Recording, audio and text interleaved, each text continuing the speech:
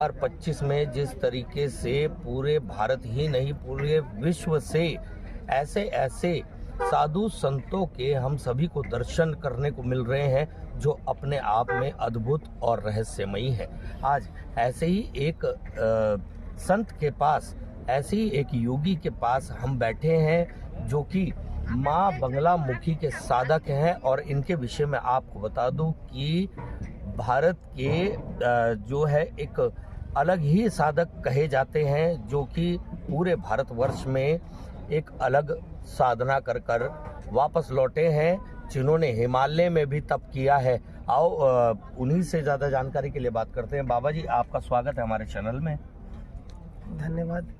बाबा जी, आपके विषय में जैसा कि हमने सुना है कि आपने कई साधनाएं ऐसी की हैं जो कि अपने आप में विचित्र और रहस्यमयी हैं। तो आपने किस किस तरह की साधना की है और कहाँ कहाँ आपने जो है तपस्या की है, जानना चाहेंगे। 5 वर्ष की अवस्था में मेरा संन्यास कर्म पूर्ण हुआ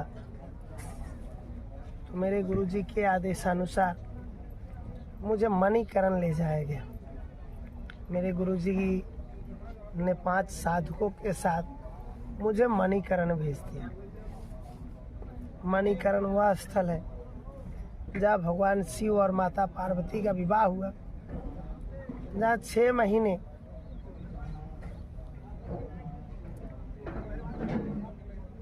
पक्षी तो होते हैं, पशु तो होते हैं, मानव चहलकदमी नहीं होती। 5 वर्ष में मणिकरण में मैंने तपस्या की। 5 वर्ष तपस्या करने के बाद एक ऐसा शुभ अवसर मेरे जीवन में प्राप्त हुआ कि मुझे सिद्धाश्रम ज्ञानगंज जाने का मौका मिला।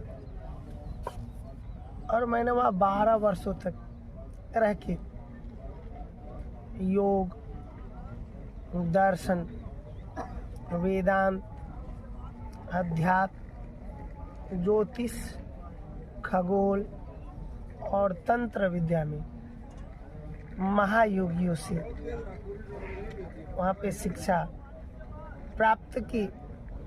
सप्त चिरंजीवी, 84 सिद्धि और लक्ष्य सिद्धि सिद्धाश्रम में रहते हैं। सिद्धानाम सर्व सिद्धस्त ज्ञानानाम अग्रगण्यम अस्तो मा सद्गम्यम तमसो मा ज्योतिर्गम्यम मृत्यो मा अमृतगम्यम। जहाँ 9 नाथ 84 सिद्ध जिस स्थल के द्वारपाल हैं। मेरे गुरुजी की एक फोटो आर्मी ने रिकॉर्ड की थी, बर्फानी सिद्ध के नाम से वो जाने जाते हैं जी। किसी आम साधक ने वो रिकॉर्ड किया होता तो लोग उसे फेक वीडियो कहते, लेकिन उसे आर्मी ने वो वीडियो रिकॉर्ड किया था जिसमें वो आर्मी के जवान जय श्री राम बोल रहे हैं। वो हमारे गुरुजी हैं। आज भी उन्हीं के बताए हुए दिशा निर्देशों और वो ज्ञानगंज के एक छोटे से द्वारपाल हैं। गुरुजी, जैसा आपने बताया कि आपने अनेकों स्थान पर ऐसी साधना की है जो अपने आप में विचित्र है। तो तंत्र साध, जैसा आपने बताया कि अभी 5 वर्ष आपने जो है मणिकरण हिमाचल प्रदेश में पड़ता है ये जगह। अच्छा, हेमकुंड साहब के आगे। अच्छा, यानी वहाँ तो बर्फ रहती होगी। बर्फ रहती है, तो बर्फ के अंदर बैठकर आपने साधना, बर्फ के अंदर रह के, तो इसे बोलते हैं हम लोग बर्फानी साधन या हिम साधन। अपनी शरीर को उस अवस्था में ले जाना जहाँ पे शून्य है, सब कुछ शून्य हो जाए। तो आप लोग कहते हो ना कि आर्यभट्ट ने शून्य की खोज की। हाँ। लेकिन आर्यभट्ट ने शून्य की खोज नहीं की। शून्य तो पहले भी था, हम उसे अनंत कहते हैं। इस अनंत ब्रह्मांड की सबसे छोटी इकाई जब बर्फानी साधना आप तभी पूर्ण कर सकते हो जब आपने अपने खड़ चक्रों में 4 चक्रों को भेदन कर रखा है। मूलाधार से जो शस्त्रार्थ की यात्रा होती है, तो जब तक कि आप कुंडलिनी चक्र का जागरण नहीं करोगे, वही व्यक्ति बर्फानी साधना कर सकता है जो कि कुंडलिनी शक्ति को जागृत कर रखा है। बहुत सारे लोग हैं जो कुंडलिनी शक्ति को जागृत कराने का दावा करते हैं। छोटी सी परीक्षा है उनकी, बस उन्हें आप कहिए कि चलते हैं हम दोनों हिमाचल, चलते हैं हम लोग उत्तराखंड और वहीं साधना करो। गुरुदेव, इसके अलावा आपने जैसे कि अभी बताया है कि भाई आपने बर्फ़ में साधना की है, ठंडी जगह बैठकर जहाँ बिल्कुल इंसान जम जाए ऐसी जगह आपने साधना की। इसके अलावा तंत्र और अघोर साधना की बात करें, क्योंकि आप माँ बंगला मुखी के उपासक हैं, तो ये भी सिद्धियाँ आपने की हुई है।